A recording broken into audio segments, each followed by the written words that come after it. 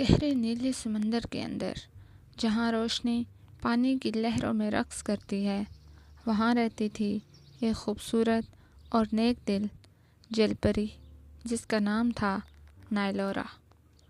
نائلورا کا گھر رنگ برنگی مرجانی چٹانوں اور جلملاتے موتیوں سے سجا ہوا تھا۔ وہ نہ صرف خوبصورتی میں بے مثال تھی بلکہ دل کی بھی بہت نرم اور دوسروں کی مدد کرنے والی تھی۔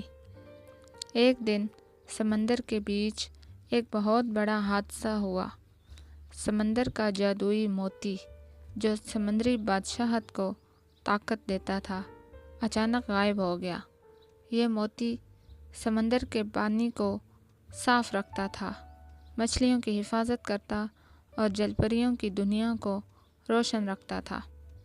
سمندر کی ملکہ نے اعلان کیا، جو کوئی یہ چمکتا ہوا موتی ڈھونڈ کر لائے گا، اسے جادوئی تاج اور ہماری بادشاہی کی محافظت سونپی جائے گی۔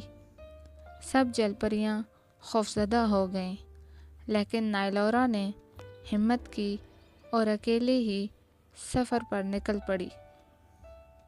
اس نے اپنے سنہری کانوں کی بالیاں اتاریں، اپنی نیلی دم کی چمک چھپائی اور خطرناک راستے کی طرف بڑھ گئی۔ راستے میں اس کی ملاقات ہوئی ایک دوست آکٹوپس سے جس نے اسے گہرے پانیوں کا نقشہ دیا، ایک دانش مند کچھوے سے جس نے اسے وقت کی قیمت سکھائی، اور ایک شرارتی ڈولفن سے جو ہر مشکل لمحے میں ہنسی لے کر آتی۔ بالآخر نائلورا پہنچی ایک پرانے ٹوٹے ہوئے جہاز کے پاس جو سمندر کی تہہ میں دفن تھا۔